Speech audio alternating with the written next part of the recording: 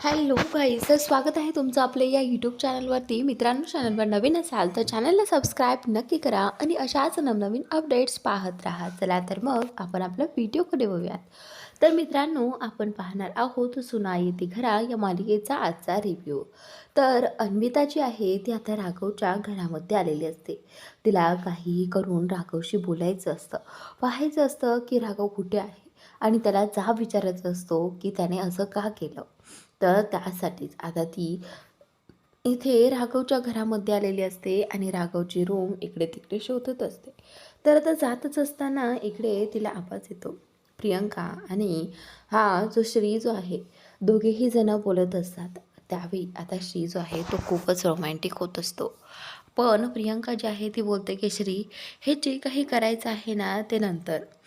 जोपर्यंत माधव भाऊजींचं लग्न होत नाही तोपर्यंत आपण काहीही करणार नाही आहोत. समजलं तुला श्री?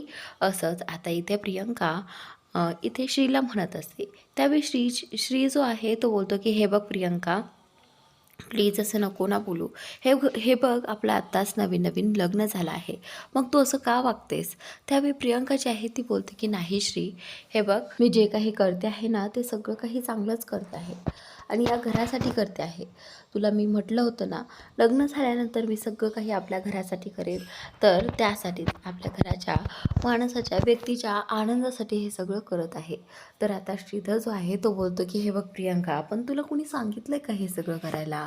मग का करतेस तू हे सगळं? केल्याने कुठे माधवदादाचं लग्न होईल का? तर त्यावेळी आता प्रियंका जी आहे ती बोलते की हो श्री, नक्कीच होईल आणि त्यासाठी आपण प्रयत्न करूयात. तर आता इकडे अन्विता जी आहे ती त्या दोघांचं बोलणं ऐकत असते आणि त्यांचं बोलणं ऐकून ती म्हणते की अरे वा, म्हणजेच ह्या हनीमून कपलची ही रूम दिसते. असं म्हणत अन्विता कान देऊन त्यांच्या गप्पा ऐकत असते आणि हसत असते. त्याचनंतर अन्विता जी आहे ती पुढे येते आणि बोलते की अरे वा, म्हणजेच हे कपल चांगलंच रोमॅन्टिक आहे. तर आता ती बोलते की नाही नाही, चला आपल्याला राघवची रूम शोधायची आहे. असं म्हणत आता इकडे ती पुढे येते आणि हसत असते. त्यानंतर आता इकडे पुढे आल्यानंतर तिला कळतंय की हां, इथेच माधव आहे म्हटल्यानंतर इथेच राघवही दिसतोय. तर आता त्यासाठी इकडे ही अन्विता रूमचा दरवाजा उघडते आणि आतमध्ये जाऊ लागते. आतमध्ये गेल्यानंतर तिला दिसते की हा राघव जो आहे तो आहे एका बेडवरती. तिथे गेल्यानंतर इकडे अन्विता जी आहे ती त्याच्यापाशी जाते आणि त्याला मारू लागते. खरं तर त्याला उठवत वगैरे काहीच नाही, गेल्या गेल्यास त्याला मारू लागते आणि इकडे राघव अन्विताला बोलतो की अरे, ही तर माझ्या स्वप्नातही दिसायला लागली की काय? असं म्हणताच आता इकडे अन्विता जी आहे ती बोलते की हे तुझं स्वप्न नाही, हे सत्य आहे, सत्य. आणि तुला मी खरंचच मारते आहे, समजलं तुला? तर त्यावेळी आता इथे राघव जो आहे तो बोलतो की काय, तू मला मारते आहेस? म्हणजे तू खरंच आमच्या घरामध्ये आली आहेस? मग ह्याचं कारण काय आहे? का आलीस तू आमच्या घरामध्ये? त्यावेळी आता अन्विता जी आहे ती बोलते की जसं तू आमच्या घरामध्ये आला होतास आणि मला सांग, तुला माझ्या प्रकरणाबद्दल माझ्या आत्तूला सांगायची काय गरज होती? तर आता इकडे ही जी काही प्रियंका आहे ना, ती या राघवला म्हणत असते की राघव, हे सगळं जे काही झालं आहे ना ते सगळं फक्त तुझ्यामुळे झालेलं आहे. त्यावेळी आता राघव बोलतो की हे बघ, माझ्यामुळे काहीही झालेलं नाही आहे. तूच त्याला भेटायचीस, तूच त्याला बोलायचीस, मग ह्याच्यात माझा काय हात आहे? माझा काय दोष आहे? त्यावेळी प्रियंका जी आहे ती बोलते की हे बघ, तुझा दोष हा आहे की तो कसा आहे मुलगा, कसा नाही हे तुला शोधायचं आहे, कारण तुझ्याचमुळे हे सगळं झालेलं आहे. तर आता इकडे हा राघव तिला म्हणत असतो की नाही, मी काहीही करणार नाही, समजलं तुला? तर त्यावेळी आता इथे अन्विताचं असं म्हणणं असतं की राघवमुळेच हे सगळं घडलेलं आहे आणि आता त्यानेच त्याच्या आत्तूला समजावून सांगावं, बस एवढीच इच्छा तिची असते. त्यानंतर आता इकडे इकडे उमा जी आहे ती आता देवाच्या पाया पडून बोलते की चला, मुलं झोपली आहेत की नाही पाहायला हवं. असं म्हणत आता तिथे लाईट्स बंद करून इकडे आता उमा राघव आणि माधवच्या रूमकडे निघते. त्यानंतर इकडे अन्विता आणि राघवमध्ये चांगलीचं भांडणं जुंपलेली असतात. पण आता इकडे राघव जो आहे तो अन्विताला बोलतो की हे बघ, हे सगळं ना फक्त तुझ्याचमुळे झालं आहे, यात माझी काहीच चूक नाही आहे. आणि तसंही आत्या तुझी, तो तुझा बॉयफ्रेंड तुझा आणि तूही तुझीच, मग या सगळ्यात तू मला का आवडते आहेस? तर आता इकडे जेव्हा त्यांचं हे बोलणं सुरू असतं त्याच वेळी अचानकच दरवाजा वाजतो आणि इकडे त्याची आई त्याला आवाज देऊ लागते की आई, ही आई इथे काय कशाला आली आहे. हा आता प्रश्न इथे राघवला पडलेला आहे आणि अन्वितालाही. अन्विता बोलते की आता काहीच खरं नाही. त्यावेळी आता राघव बोलतो की गप्प राहा. तर इकडे उमा उमा पाहते आहे की राघवच्या शेजारी हे असं एवढं. तर आता तिला वाटतं की कदाचित इथे बंटी झोपला असावा आणि म्हणूनच ते जे काही अंगावर घेतलेलं आहे ते एवढं मोठं झालेलं आहे. तर त्यावेळी आता इकडे उमा बाहेर येते आणि उमा त्या गोष्टीचा विचार करते. खरंच तिथे राघवच असेल ना, हा प्रश्न आता इथे उमाच्या डोक्यात पुन्हा एकदा आलेला आहे. पण तरीही आता त्या सगळ्यांनी सांगितलं आहे की राघव तिथेच आहे, म्हणून आता ती त्या सगळ्यांवरती विश्वास ठेवते. आणि इकडे अन्विता अन्विता बोलते की असं किती वेळ थांबायचं आहे. इकडे हा बंटी बंटी किचनमध्ये डबे उचकत असतो. डब्यामध्ये काही त्याला खायला भेटते की नाही हे सगळं पाहत असतो. त्यावेळी उमा तिथे जाते किचनमध्ये. किचनमध्ये गेल्यानंतर उमाला खूप आश्चर्य वाटतं की बंटी इथे आहे. मग तिथे राघवच्या बेडवर कोण होतं. त्यावेळी आता इथे उमा इथे बंटीला विचारू लागते की बंटी, तू इथे आहे म्हटल्यानंतर राघवच्या बेडवर कोण आहे. त्यावेळी उमा जी आहे ती घाबरते आणि बंटी बोलतो की अरे राघवच आहे. तर आता उमा बोलते की नाही, तो असा जाड असा विचार करत इथे आई बोलते की नाही, तो राघव नव्हता. तर आता बंटी बोलतो की चल, तुला तसं वाटतंय ना, आपण एकदा पाहून येऊ, चल बरं. तर त्यावेळी आता इकडे राघव आणि अन्विता दोघेही जण आता एका ब्लँकेटमध्ये लपून बसलेले आहेत. पण आईला संशय आलेला असतो की हे ब्लँकेट एवढं मोठं कसं काय झालं. म्हणजेच सिंगल माणूस जर झोपला तर एवढं दिसत नाही ना. कदाचित तिला वाटलं होतं की बंटी असेल म्हणून एवढं मोठं झाले असेल, पण नाही. त्याच्या शेजारी ही अन्विता असते. अन्विता बोलते की साहेब बघ ना, तुझी आई गेली की नाही. त्यावेळी राघव बोलतो की मला कसं कळणार, आणि जर आपण पाहिलं आणि आई अचानक आपल्या समोर आली तर. नाही नाही, मी असं नाही करणार. इकडे आता अन्विता हळूच ते ब्लँकेट काढते. त्यावेळी आई गेलेली असते. अन्विता उठते आणि थेट त्याच्याशी भांडायला लागते. आणि त्याचनंतर थोड्या वेळाने इकडे बंटी आणि आईचा येण्याचा आवाज इथे या राघवला येऊ लागतो. त्यावेळी आता राघव बोलतो की आई पुन्हा येते म्हटल्यानंतर आता आपलं काहीच खरं नाही. तेवढ्यातच आता इथे राघव जो आहे तो अन्विताला दुसरीकडे लपवतो. आणि त्यावेळी इथे राघव बोलतो की आई काय झालं आहे, एवढा वेळ झाला आहे तू झोपली नाही आहे. तर त्यावेळी आता आई जी आहे ती बोलते की राघव, मला सांग तुझ्या शेजारी कोण होतं. तर राघव जो आहे तो बोलतो की हे बघ आई, कोण होतं म्हणजे मीच होतो एकटा, आणि कोण होतं. आणि तसं तुला वाटलं का कोणी आहे म्हणून. तर आता इथे आई जी आहे ती बोलते की हो ना, मला असं वाटलं की तुझ्या शेजारी आणखी कुणीतरी आहे. त्यावेळी आता बंटीही विचार करू लागतो की या ताईला काय झालं, खरंच असं असेल का. तर आता इथे राघव जो आहे तो बोलतो की नाही आई, हे बघ मी उशी घेऊन झोपलो होतो आणि त्या उशीमुळे तुला तसं वाटलं असेल. आता इथे ही जी आई आहे ती बोलते की चला ठीक आहे, झोपा आता तुम्ही दोघेही, असं म्हणत आता आई त्यांच्या रूममधून बाहेर पडली आहे. जशी ती बाहेर पडती तशीच समोर गेल्यानंतर श्रीधर तिला भेटतो आणि श्रीधर रूमच्या बाहेर उभा असतो. आई बोलते की काय रे श्री, अजून झोपला नाही आहे. तर आता इथे श्रीधर जो आहे तो बोलतो की नाही नाही, आता झोपतोच आहे, तू नको काळजी करूस. तर त्यावेळी आता कुठेतरी आईला त्याच्या चेहऱ्यावरचे एक्सप्रेशन जे आहेत ते वेगळे दिसत आहेत. तर आई बोलते की हे बघ पोरा, आता आज जा आणि जाऊन झोप. तसंही प्रियंका एकटी आहे. तर आता श्रीधर जो आहे तो बोलतो की हो आई, तू जा ना, तू जा, मी जाऊन झोपतो. तर त्यानंतर आता श्रीधरला कळत नसतं की काय करू, आत गेल्याशिवाय आई काय इथून जाणार नाही. म्हणून आता श्रीधर पुन्हा एकदा आतमध्ये जातो.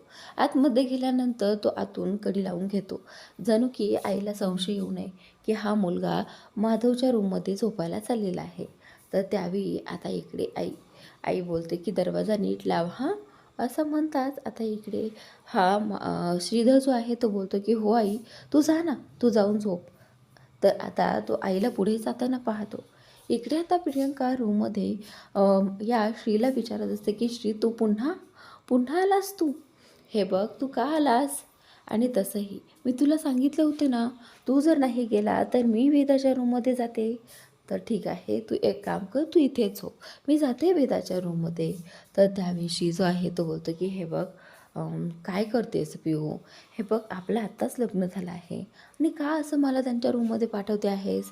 तर त्यावेळी पिहू जी आहे ती बोलते की हे पहा, तुम्हाला जर नसेल जमेत तर मी जाते ना, नका काळजी करू, असं पिहू इथे त्याला म्हणत असते. पिहू म्हणते की अहो, आता किती वेळा सांगू तुम्हाला, हे पहा आपल्या घरात सगळं काही व्यवस्थित जोपर्यंत होत नाही तोपर्यंत आपल्या संसाराला सुरुवात काय होणार नाही, समजलं तुम्हाला? तर आता श्रीला माहिती आहे प्रियंका हट्टी आहे, म्हणून आता त्याला कळतं की नाही, इथे थांबण्यात काहीच अर्थ नाही. असं म्हणत आता तो स्वतःचं ब्लँकेट घेतो आणि इकडे राघव माधवच्या रूममध्ये येतो. जसं तो रूममध्ये येतो तसंच आता तो मोठ्याने ओरडतो, कारण इथे रूममध्ये त्याला अन्विता दिसते. त्याला कळत नसतं की ही अन्विता इथे काय करते आहे. तर त्यावेळी आता इथे सगळ्यांनी एकमेकांचे तोंड दाबलेले असतात. जेव्हा हा श्री त्यांच्या रूममध्ये जातो त्यावेळी आता इथे त्याला धक्का बसल्यामुळे तो मोठ्याने ओरडला होता. आणि इकडे आई जी आहे ती आता स्वतःच्या बेडवरती येऊन बसलेली असते आणि आता तिला फक्त अन्विताचाच विचार डोक्यात येत असतो की का का अशी करते पद्माताईला समजून घेता येत नाही का? आपल्या लाडक्या भाषीलासुद्धा ती स्वतःच्याच मर्जीने लग्नाला बसवत आहे. हे कुठलं वागणं झालं? असं आता इथे ती उमा म्हणत असते. आणि त्यानंतर इकडे उमाला असं न झोपलेलं पाहून शिवनाथ जागे होतात. शिवनाथ म्हणतात की उमा काय झालं आहे? तुम्ही नका ना काळजी करू, हे पहा मी. तर इकडे उमा जी आहे ती शिवनाथला म्हणते की शिवनाथ, कशी काळजी करू नको मी, सांगा ना तुम्ही. हे पहा, ज्यावेळी आपलं लग्न ठरलं त्यावेळी आपण किती घाबरलो होतो हे लग्न केल्यामुळे. आणि किती दिवस तर आपल्याला वाटत नव्हतं की कुणी आपल्याला ॲक्सेप्ट करेल. आणि आपलं काय झालं आहे तुम्हाला माहिती आहे ना. त्याचमुळे मला असं वाटतं की या मुलीने, अन्विताने आपल्या मर्जीने म्हणजेच बोलायला हवं. तिला जे वाटते ना ते तिने बोलून टाकायला हवं. असंच मनातली मनात कोढून जगायला नको, असं आता इथे ती उमा जी आहे ती म्हणत असते. इकडे शिवनाथला उमाचं म्हणणं सगळं काही कळत असतं आणि पटतही असतं. पण शिवनाथचं एकच म्हणणं असतं की उमा, आता मला सांग, जेव्हा पद्माताईने निर्णय घेतला तर तो निर्णय कोणी मोडू शकेल काय? तर त्यावेळी शिवनाथ तुम्हाला समजावून सांगत असतात की आपण काहीही केलं ना तरीही ती पद्माताई कोणाचंही ऐकणार नाही. त्यामुळे आपण काही करण्यात फायदाच नाही आहे. आणि तसंही ते आपल्याला कुठेही मानतात, आपल्याशी कुठे बोलतात, त्यामुळे जाऊ देत, आपला त्यांच्याशी काहीही संबंध नाही. असं म्हटल्यानंतर आता इकडे बोलते की अहो, असं काय करतायत? हे पहा, आपल्यासोबत जे काही घडलं, म्हणजे जसं तुम्ही म्हणतायत की जर अन्विताचा विचार न करता आपण काहीच नाही केलं तर अन्वितालाही माझ्यासारखं जगावं लागेल. तुम्ही एकदा विचार करा ना. म्हणजे जर अन्विताच्या मनात काय आहे काय नाही हे जाणून न घेता लग्न केलं आणि उद्या तिने काही केलं तर पहा ना, मी आज या लग्नामुळे एक शिक्षा भोगते आहे. म्हणजे पहा, लग्न झाल्यापासून मी माझ्या माहेरी नाही आणि माझी खूप इच्छा होते खरं तर जायची, पण फक्त या पद्माताईने आपल्याला ॲक्सेप्ट केलं नाही म्हणून तिथे जाता येत नाही. आणि दुसरं काय होणार आहे, अन्विताच्या वेळेसही हेच होऊ शकतं. इकडे आता अन्विता जी आहे ती रूममध्ये आलेली या श्रीने पाहिलेली असते आणि तो ओरडत असतो. म्हणूनच आता अन्विता बोलते की थांबा, तुम्ही सगळेजण प्लीज ओरडू नका. इकडे श्री जो आहे तो बोलतो की राघव, मला सांग ही इथे काय करते? तर आता राघव बोलतो की हे मला माहीत होतं, प्रियंकाने सांगितलं आहे म्हटल्यानंतर ते खरंच असेल, असं म्हणत आता हा श्री जो आहे तो इकडे तिकडे म्हणत असतो की मला वाटलंच होतं की राघव आणि हिच्यात नक्कीच काहीतरी सुरू असणार आहे.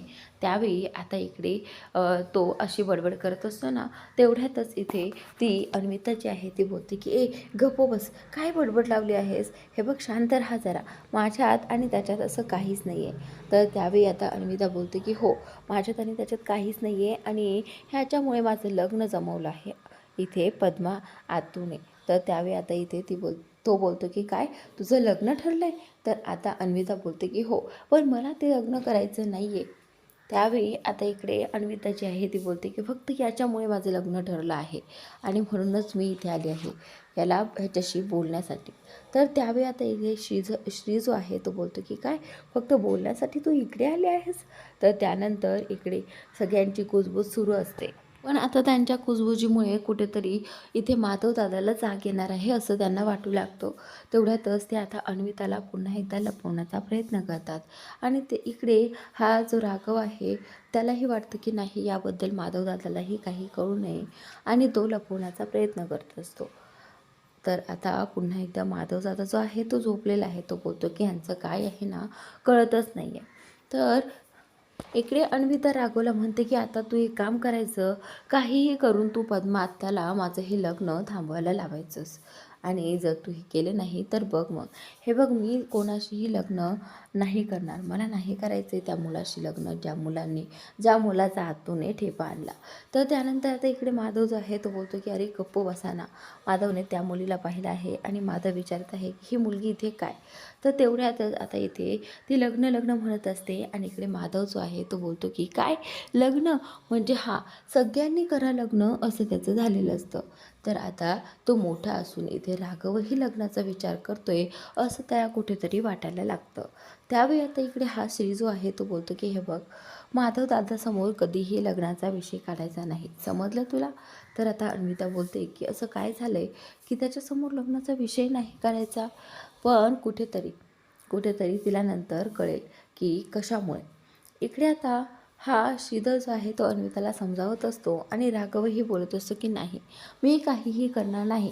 तुझ्या प्रकरणात तुला जे करायचं आहे ते कर. तुझा गोशू बरा आणि तू बरी. तर त्यावेळी आता अन्विता बोलते की हे बघ राघव, तू जर माझी मदत केली नाही तर बघ मग. तर आता राघव बोलतो की मग काय करशील. मी काहीच करणार नाही आणि तुझ्या त्या गोशू प्रकरणात तर अजिबातच नाही. त्यानंतर आता इकडे इकडे आता ही उमा जी आहे ना, ती बोलते शिवनाथला की अहो मला ना त्या घरामध्ये सगळं काही व्यवस्थित पाहिजे आहे. म्हणजे अन्विता नाराज झाली नाही पाहिजे. अन्विताने तिच्या मर्जीने हे लग्न केलं पाहिजे असं मला वाटतं. बाकी काहीच वाटत नाही. त्यावेळी आता शिवनाथ जो आहे तो बोलतो की हे बघ उमा, यात आपण काही करू शकत नाही, कारण हा सर्वस्वी त्या पद्माचा निर्णय आहे. आणि जर तिने ठरवलं असेल, एखादी गोष्ट तिने ठरवली की ती केल्याशिवाय ती गप्प बसत नाही, हे तुम्हाला चांगलंच माहिती आहे. तरी देखील उमा म्हणते की अहो, पण तरी देखील आपण काहीतरी करायला हवं. तर आता शिवनाथ जो आहे तो उमाला काहीच बोलत नाही. शिवनाथला पाहायचं असतं की उमा नक्की काय करणार आहे. आणि त्यावेळी आता शिवनाथ गप्प असतो. इकडे शिवनाथ उमाला म्हणतात की उमा, आता एकच जण आपली मदत करू शकतो आणि तो म्हणजे खंडोबा. खंडोबाकडे तू जर मागणी केली तरच कदाचित तुझ्या मागणीला फळ येऊ शकतं. तर आता इथे ही जी उमा आहे ना, ती बोलते की हो, अगदी बरोबर बोललात तुम्ही. मला ना आता खंडोबाकडेच जायला हवं आणि त्याच्याशीच प्रार्थना करायला हवी. आता त्याच्याशिवाय माझं कुणीही ऐकणार नाही. मला वाटतं की अन्विता जी आहे ती खुश राहावी आणि एका मुलीच्या आयुष्यामुळे पुन्हा एकदा पद्माताईला ते दिवस दिसू नये जे आपल्यामुळे दिसले होते. म्हणून मी आता ही प्रार्थना देवासमोर नक्कीच करेन. असं म्हणत आता इकडे उमा जी आहे ती आता खंडोबाकडे गेलेली आहे प्रार्थना करण्यासाठी. इकडे आता अन्विताचं फक्त एकच म्हणणं असतं की राघव, तू माझ्या आतूला समजाव की हे लग्न मला करायचं नाही आणि काहीही करून तू हे लग्न मोडून टाक. बस एवढीच गोष्ट राघवकडून अन्विताला हवी असते. इकडे आता ज्यावेळी आता आई जी आहे ती खंडोबाच्या दर्शनाला आलेली असते आणि त्यावेळी तिची इच्छा ती मागण्यासाठी आलेली असते. त्यावेळी तिला पुन्हा एकदा मुलांच्या रूममधून जावंसं वाटलं. तर ज्यावेळी आता उमा त्यांच्या रूममध्ये पुन्हा आलेली असते, त्यावेळी अन्विता जी आहे ती एका खुर्चीमागे लपून बसलेली असते. आता इथे राघव आईला विचारतो की आई काय गं, काय झालं, तू अजून झोपली नाहीस. तर त्यावेळी आई जी आहे ती बोलते की राघव राघव मला जेव्हापासून कळालं आहे ना की पद्माताईने आपल्या अन्विताचं लग्न दुसऱ्या मुलाशी जमवलं आहे आणि तिची त्यासाठी इच्छा नाही आहे लग्न करण्याची, तेव्हापासून ना मला ना झोपही लागत नाही आणि मला काही गोडही लागत नाही. त्यावेळी आता राघव जो आहे तो बोलतो की हे बघ आई, तू त्यांचा विषय राहिला, तू का टेन्शन घेतेस एवढं. तर आता इथे आई जी आहे ती बोलते की हे बघ राघव, मी त्या मुलीचं मन समजू शकते. त्यासाठी मला असं वाटते की नाही, तिच्या विरोधात काहीच झालं नाही पाहिजे आणि म्हणूनच मला वाईट वाटते. तर आता इकडे अन्विताने उमाचं बोलणं ऐकलेलं आहे आणि तिच्यासाठीची एवढी काळजी पाहून तिलाही खूप भरून आलेलं आहे. खरं तर तिला खूप छान वाटतं की तिची मावशी किती ग्रेट आहे, किती विचार करते. काहीही आपलं एकमेकांचं येणं जाणं नसतानाही, काहीही संभाषण नसतानाही तिला किती काळजी आहे हे सगळं ती ऐकत असते. त्यावेळी आता राघव बोलतो की आई, हे बघ तुला वाटते ना हे लग्न नको व्हायला पाहिजे, तर ठीक आहे मी करतो काहीतरी.